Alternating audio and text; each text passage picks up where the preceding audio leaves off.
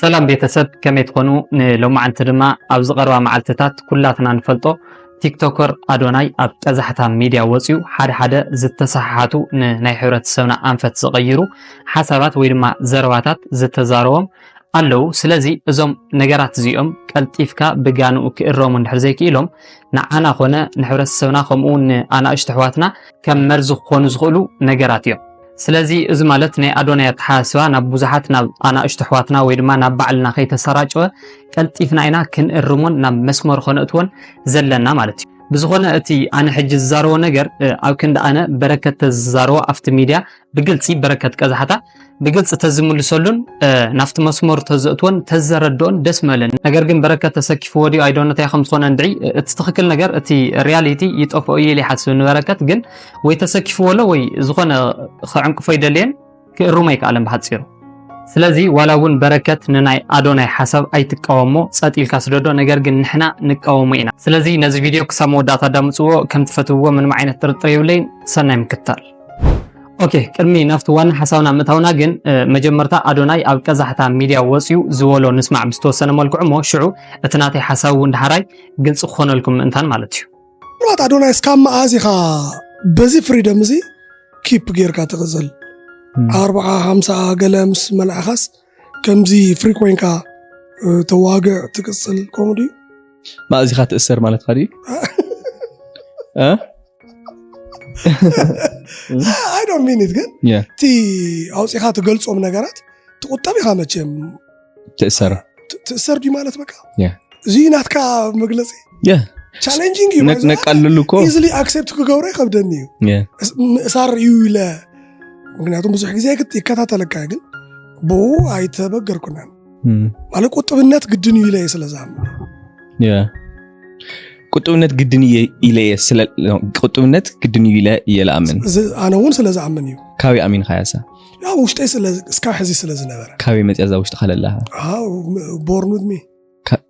it's not born with me ኣዶፕት ልገበርኮ ኣዶፕት ኬርካ ተረዲካ ጀነሬሽናል ሓጢያት ይበሃል እዚ no honestly ኩለና ካብ ዘመድ ጎረቤት ልሸጋገርኒ even ቤተሰብካ ጥዑያት ሓሪፋቶ ኮይኖም መምህርኻኒዮ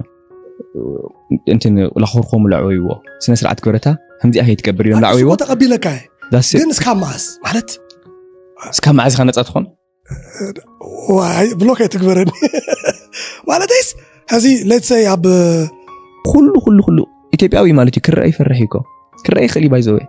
ላተጨቆነ ይዓብዩ ወላ ብሰብ ተለጨቆን ቤተሰብ ለጨቆን ኮን የማት ኣታ ስነ ስርዓት ኣቲ ከፈሊ ኣከዳድና ከምዚ ይትገብር ብሱር ምን የሚርካ ከምዚ ኣረቅ እንጠብጠብ ይትበል ኣይትቕለል ብሱቁስ ትበል ድንበል ብምርኣየ ጽቡቕ ይኮ ሓጢያት ተእቴና ግዛዕ ትገብር ጎረቤት ሃምሳ ጎረቤት ካስ ትምሰል እንዴ ኮይንና እንዴ ካውኸ ዕድሚዮም 50-60 ስለኾኑ ሕና ወይ ምዕባየ ይሞክሶም ዕኮይ ካበይهم ለምፀሉና ገረሉ ነገር ኮ ይፈልጥ ተቐቢል ወይስ እውን ግን ካብ ቤተሰብ ከመምህሩ ሃም ማለት ላተሓላለፈት ላዋየ በፂሓ ማለት ኣነ እና ላውዝ ልመጻ ኩሉ ዓላማ ለለ እሱ እዩ ተኣሲራ ዓብየ ፈቲሐ ይሉ ዓለ ቆልዑ ሕዚ ክፍትሑ ይደሊ እያ ናይ ዋዕኑና ልቦም ነገር ክኽተሉ ታክ ትገብር ማለት እዩ ልቦም ክሰምዑ ተረዲካ ኣቦም እኖም ቤተሰቦም መምህራኖም ትኽክለም ሊኾኑ ከሪኦም ይደሊ ድሓን ስምዕኒ ኣዶናይ ሓወይ መጀመርታ እንኳዕ ብሰላም ናብ መሬት ዓድኻ ኣርገፀካ እንኳዕ ናብ ዓድኻ ብሰላም ኣትኻ ነገር ግን ንስኻ በቲ ሒዝካዮ ዘለኻ ካይዳ ፈፂምካ ንቆልዑ ከተምህር ኣይትኽእል ንቆልዑ ክትቅይር ኣይትኽእል እኳ ዳኣስ ናብ ዝተሰሓሓተ መንገዲ ንኽተሉ ኢኻ ክትገብሮም ትኽእል ብርግፅ ንስኻ ንባዕልኻ ከም ደስ ዝበለካ ክትከውን ትኽእል ኢኻ ደስ ዝበለካ ሂወትካ ክትገብር ትኽእል ኢኻ መሰልካ እዩ ንሕና እውን ኣይንቃወመካን ተለሊኻ ኣብ ፅርግያ ወፂኻ ወይ ክትብል ትኽእል ኢኻ ተለሊኻ በይናኻ ትዛረብ ትኽእል ኢኻ ከም ትገብሮ ዘለኻ ከም ደስ ዝበለካ ክትገብር ትኽእል ኢኻ ንሱ ኣነ ኣይቃወምን ነገር ግን ንቆልዑትና ንስኻ ከተምህሮም ኣይትኽእልን ምክንያቱም ናትካ ተሓሳስባት ኣይመስልካ ቁጥብነት ማለት በኣኻ በኣዶናይ እስርየት ማለት እዩ ስነ ስርዓት መሓዝ ማለት በኣኻ ስሕተት እዩ ስለዚ ኣየናይ ትምህርቲ ኢኻ ተምህሮም ሕጂ ድሓን ሕውሱስ ከይብለና ምእንታን ካብዘን ኣዶናይ ዝተዛረበን ቃላት ተበጊሰ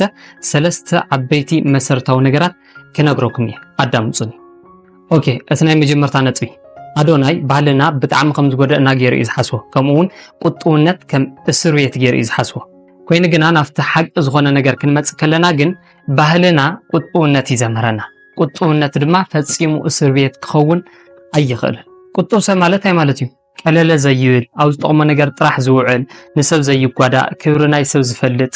ናይ ቤተሰቡ ሚስጥር ዝሕሉ ናይ ባዕሉ ሚስጥር ዝሕሉ ዘጥዕመሉን ዘኽፈሉን ኣጸቢቑ ኣለልዩ ዝፈልጥ ሰብ እዩ ስለዚ ነዚ ሰብ ከመይ ጌርና ኣብ እስሬት ኣሎ ኢልና ክንወስን ንኽእል ሕጂ ኣዶናይ ዝበሎ ነገር እንታይ እዩ ወለድኻ በቃ ኮፈለታ ስነ ስርዓት ግበር ከምዚ ከይትገብር ገለገለ ይብሉኻ መምህርካ እውን ኣጽንዕ ፊዚክስ ኣጽንዕ ማትስ ኣጽንዕ ጥራሕ ካልእ ከይትገብር ኮፈል ሓፈል ገለ ይብሉኻ መጨረሻው ረወት ገይሮምካ ሱቕ ይብሉ ኢሉ ብጣዕሚ ጌጋ ብጣዕሚ ሮንግ ዝኾነ ተሓስባ እዩ ስማዕ እንዶ ቆልዓ እንድሕር ኮንካሲ መንዲድ ኣኽመርሐካ መንዲድ ኣኽእዘካ መንዲድ ኣናፍቲ ቁኑዕ ዝኾነ ተሓስባ ክወስደካ ዝኽእል ወለድኻን መምህራንካውን ከ ንቆልዓሲ ከመይ ጌርካ ንልብኻ ዳሙፅ ኢልካ ትዛረብ ቆልዓ እንታይ ድዩ ዝራእዮ ንሕና እኮ ቆልዑትና ሃለና ተምሃሮ ተባሂልና ኸይድና ካብ ትምህርትና እናፈረፍና ናብ ምሕማስ ናብ ጆቶን ምጭዋት ናብ ፑል ምጭዋት ምኸድ ኮ ደስ ይለና ነገር ግን ብመምህራንና ስለዝተቐፅዓና ብወለድና ስለዝተቐፅዓና ስነ ስርዓት ክበሩ ትምህርትኩም ጥራሕ ኣጽንዑ እቲ ዝኽፈለናን ዘጥዕመልናን ብደንብ ገይሮም ግልጽ ገይሮም ስለዝነገሩና ግን ተኣሪምና ስነ ስርዓትና ሒዝና ስለዝዓበና ኣብዚ ሕጂ ዝበፅሕና ዘለና ኩነታት ኣለና ማለት እዩ ተረዲሃን ስለዚ ንቆልዓ ልብኻ ዝበለካ ግበር ንውሽጥኻ ዳሚዝካ ደስ ዝበለካ ወስን ኢልካ ፍሪደም እንድሕሪብካዮ ነፃነት እንድሕሪብካዮ ናብቲ ንግዚኡ ምቾት ክረኽበሉ ዝኽእል ነገር ግን ጸኒሑ ከውድቆ ዝኽእል ነገር ናብኡ ይኽጎይ ዝደሊ ማንም ዝኾነ ይኹን ቆልዓ ደፍተሩ ገንፂሉ ከጽንዕ ደስ ዝብሎ ቆልዓ የለ ወፂኡ ምስ ማሓዝቱ ኩዕሾ ክጫወት ጆቶን ክጫወት ፑል ክጫወት በቃ ዕንደር ክውዕል ደስ ዝብሎ ነገር ግን ነዚ ቆልዓ እዚ መን ስነ ስርዓት ዘትሕዞ መን መስመሩ ዘትሕዞ ወለዱን መምህራኑን እዮም ስለዚ ከመይ ጌርካ ኣዶናይ መፂኻሲ ንወለድኹም ከይትሰምዑ ነዲኹም ነቦኹም ከይሰምዓኹም ንመምህራንኩም ከይሰምዓኹም ንውሽጥኹም ንልብኹም ጥራሕ ኣዳሙፅ ኢልካ ክትዛረብ ትኽእል ደፊርካ ብጣዕሚ ጌጋ እዩ ምናልባት ንስኻ ምስ ዓበኻ ንስኻ ክትኮኖ ትደልዮ ነገር ኩኖ ንወለድኻ ክትሕጉስ ኢልካ ወለድኻ ዝበሉኻ ኣይትኹን ዝብል ነገር የስማዕምዐና እዩ ነገር ግን ወለድኻ ቁጥብነትን ስነ ስርዓትን ከምህሩኻ ስለዘለዎም ንሱ ግን ክትቅበሎ ኣለካ ንስኻ ስነ ስርዓት ዘለካን ቁጥብነት ዘለካን ሰብ ክትከውን ግን ግድን ብስሩውን ንስኻ ዘዋፀካን ዘይዋፀካን ትፈልጥ ብስነ ስርዓት እንድሕር ዓበይኻን ቁጥብ እንድሕር ኮንካን ጥራሕኻ ንዓኻ ዝጠቅምን ዘይጠቅምን ኣለሊኻ እውን ክትፈልጥ ትኽእል ማለት እዩ ስለዚ ብናተይ የተሓሰባ ሓደ ቆልዓ ብስነ ስርዓት ክዓቢ ከም ዘለዎና ቁጡብ ብዙሕ ዘይዛረብ ብዙሕ ዘይልፍልፍ ናይ ቤተሰቡ ናይ ባዕሉ ሚስጥር ንኻልኦት ሰባት ኣሕሊፉ ዘይህብ ኮይኑ ክዓቢ ከም ዘለዎ እየ ዝኣምን ኣነ ተዘይ ኮይኑ ግን ሓደ ቆልዓ ፉል ነፃነት ሂብካ ዕቢኻዮ ማለት በቃ ምንም ንስኻ ዘይትእዝዞ ንሱ ብልቡ ዝበሎ ጥራሕ ይግበር ኢልካ ገዲፍካዮ ማለት እቲ ቆልዓ ንሱ ጸኒሑ ዓብዩ ዝተባላሽወ ሰብ ከም ዝኸውን ኣነ 100% ትርግፀኛ ክኸውን ይኽእል እየ ምክንያቱም ከም ታንተ ወይ ዝበልኩም ሓደ ቆልዓ ናብ ግዚያዊ ሙቸት ዝረኸበሉ ነገራት ጥራሕ ይዝጎይ እምበር ብዛዕባ መጻኢኡ ሓስዩ ከማዛዝን ኣይኽእልን ስለዚ በቃ ናፍቶም ግዚያዊ ሙቸት ዝረኸበሎም ነገራት ጥራሕ እዩ ክጎይ ዝኽእል ስለዚ ብሓፂሩ ባህልና ቁጥብነት ይዘምረና ቁጥብነትና ድማ ፈጺሙ እስር ቤት ክኸውን ኣይኽእል ኦኬ ናፍቲ ካልኣይ ነጥብ ክንሓልፍ ከለና ኣዶናይ ማለት ብኮንፊደንስ ይዝፍለጥ እዚ ማለት በቃ ኣነ ኮንፊደንስ ኣለኒ ከማይ ገውረኩም ዝበዝሕ ግዜ ኣብ ቲክቶክ ወፂኡ ወይ ድማ ኣብ ዩቱብ ወፂኡ ዝዛረቦም ኣነ ፉል ኮንፊደንስ እየ ረእዩኒ በይነና ዝዛረብ ከይደ ኣለኹ ገሊሉ ካሜራ ወሊዑ ብዛዕባ ናቱ ሚስጥር ጉሕጉሕ ኣቢሉ እናውፅአ ገለ ኢኻ ትሰምዑ በቃ ብሓፂሩ ሲ ከመይ ገይረ ኮንፊደንስ ዘለኩም ሰባት ክገብረኩም እዩ እቲ ዋና ናቱ ዕላማ መብዛሕትኡ ግዜ ስለዚ ኣብዚ ኣነ ክነግረኩም ዝኽእል ክትፈልጥዎ ዘለኩም ነገር ኣሎ ብዙሕ ስለዝተዛረብካ ወይ ድማ ናይ ህይወትካ ሚስጥር ናብ ካልኦት ሰባት ስለዘቃልዓኻ ኮንፊደንስ ኣለካ ማለት ኣይኮነ ግልጽ ክገብረልኩም ሓደ ሰብ ብዙሕ ዝዛረብ እንድሕር ኮይኑ ወይ ድማ ናቱ ዝኾነ ፐርሰናል ኢንፎርሜሽን ኣብ ውሽጡ ዘየዓቅሮ እንድሕር ኮይኑ ኩሉ ዘጋጠሞ ነገር ዝበልዖ ነገር ሰተዮ ነገር ዝገበረ ነገር ብምሉኡ ናብ ካልኦት ሰባት ሼር ዝገበሮ እንድሕር ኮይኑ ብዙሕ ዝዛረብ ብዙሕ ዝልፍልፍ እንድሕር ኮይኑ እዚ ሰብ እዚ ኮንፊደንስ ስለዘለዎ ዘይኮነስ ኣብ ኣእምሮኡ ነገራት ናይ ዘይምቁፅጻር ጸገም ስለዘለዎ ጥራሕ እዩ እዚ ማለት እዩ ሓደ ሰብ ኣብ ህይወቱ ዝተፈላለዩ ጸገማት የጋጥምዎሞ ሽዑ ኣብ ክንዲ ነቶም ጸገማት ተጻዊሩ ተቀቢሉ አክሴፕት ገይሩ ምስ ነፍሱ ጥራሕ ተዘራሪዩ መፍትሕ ዝልሸሎም ወይ ድማ ምስ ኣብ ቀረበኡ ዘለው ብጣዕሚ ዝኣምኖም ሰባት ጥራሕ ተዛትዩ ተዘራሪዩ መፍትሕ ዝልሸሎም ናብ ብዙሓት ሰባት ኣውፂኡ ይዛረቦሞ ሽዑ ከምዚ እቲ ችግር ሱሲ ተቐንጢጡ ካብ ህይወቱ ዝኸደሉ እዩ ዝመስሎ ከምዚ ፎከስ ይብሎን ሽዑ ማለት እዩ ነገር ግን ችግርካ ንብዙሓት ሰባት ተዛሪብካ እመኑኒ 100% ፈጺምኩም መፍትሕ ክትረኽቡ ኣይትኽእሉን እኳ ዳኣስ ችግርኩም እናተባኣሰ እናተፈሓሓመ እናተቃጻጸለ እዩ ዝኸይድ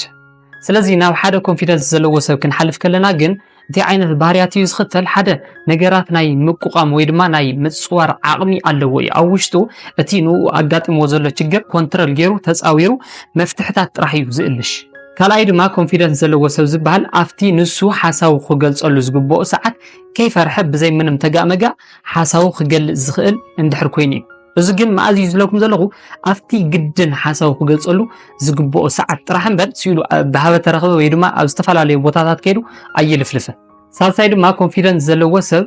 ንሱ ዘይኣመነሉ ነገር እንድሕር ኮይኑ ንሰባት ክሕጉስ ኢሉ ዘይጓዓዝ እንድሕር ኮይኑ ወይ ድማ እምቢ ምባል ዝኽእል ዝፈልጥ እንድሕር ኮይኑ ጥራሕ እዩ። እዚ ነገር እዚ ግን ማዕዚ ክኸውን ዘለዎ ንሱ ልቢ ሰሪዑ ናይ ህይወቱ ሓላፍነት ባዕሉ ምሽካም ምስ ጀመረ ጥራሕ እዩ። ተዘይ ኮይኑ ግን ንስኻ ገና ልብ እንድሕር ዘይጌርካ ናይ ህይወትካ ሓላፍነት ባዕልካ እንድሕር ዘይተሸኪምካ ያ ናይ ህይወት ትርጉም ብፍጹም ዘይተረድእካ እንድሕር ኮይኑ ወለድኻ ብዘበለኻ መንገዲ ክትከይድ ግድን እዩ። ምክንያቱም ንሶም እዮም ካባኻ ዝሕሹ፣ ንሶም እዮም ካባኻ ንላዕሊ ኣብዚ ምድሪ ብዙሕ ዓመት ዝፀንሑ ብችግርን መከራን ተፈቲኖም ዝሓለፉ ናይ ህይወት ትርጉም ዝፈልጥዎ ሰባት። ነገር ግን ኖ ኣነ ልቢ ገይረ እየ በቃ ንኣይ ዘዋፀን ዘይዋፀን ፈልየ ዝፈልጥ ዓይነት ሰብየ፣ ስለዚ ናይ ህይወተይ ሓላፍነት ባዕለይ ዝሽከም ዓይነት ሰብየ፣ ማንም ሰብ ክውስነለይ ይደልን ባዕለይ ክውስን ዝኽእል እንተወዲቐ እውን ባዕለይ ሓላፍነት ክሽከም እየ ናይቲ ዝወደቕኩ ወይልካ ትሓስብ እንድሕር ኮንካ ግን ባዕልኻ ክትውስን ትኽእል ኢኻ። ብናይ ሰባት መንገዲ ክትጓዓዝ ግድን ኣይኮነን። ኣነ እውን ኣይድግፎን እዚ ነገር እዚ። ራብዓይ ኮንፊደንስ ዘለዎ ሰብ ድማ ኣብ ህይወቱ ሓደሽቲ ነገራት ንምፍጣር ዘይፈርሕ እንድሕር ኮይኑ እዩ። በቃ ቦይኑ ኮይኑ ሓድሽ ነገር ንምጅማር ዘይፈርሕ ኮንፊደንስ ዘለዎ ሰብ ይባሃል። ደፋር ዝኾነ ሰብ ማለት እዩ። ተዚህ ኮይኑ ግን ኣብ ሚድያ ወፂኻ ብዛዕባ ናትካ ፐርሰናል ኢንፎርሜሽን ብምሉኡ ኣውፂኻ ዝርግፈ ቢልካ ስለ ዝተዛረብካ፣ ኣብ ፅርግያ ወፂኻ ኡይ ስለ ዝበልካ እስኻስ ከመይ ኢሉ ኮንፊደንስ ኣለካ ክባሃል? ኣብ ፅርግያ ወፂኡ ኡይ ስለ ዝበለ ስለ ዝዓበደ ክዳን ወፂኡ ስለ ዝጨፈረ ግዛዕሲ ኮንፊደንስ ዘለዎ ይባሃል ሰብ ኖ እኳ ደኣ ፅሉል እዩ ክባሃል ዝኽእል። ምክንያቱም እቲ ኮንፊደንስ ዘለዎ ሰብ እውን ዘጥዕመሉን ዘኽፈሉን ኣለልዩ ዝፈልጥ ሰብ እዩ ማለት እዩ። ስለዚ ብሓፂሩ ኮንፊደንስ ዘለዎ ሰብ ማለት ኩሉ ግዜ ዝተሰምዖ ዝገብር ወይ ድማ ዝተሰምዖ ዝዛረብ ዓይነት ሰብ ዘይኮነስ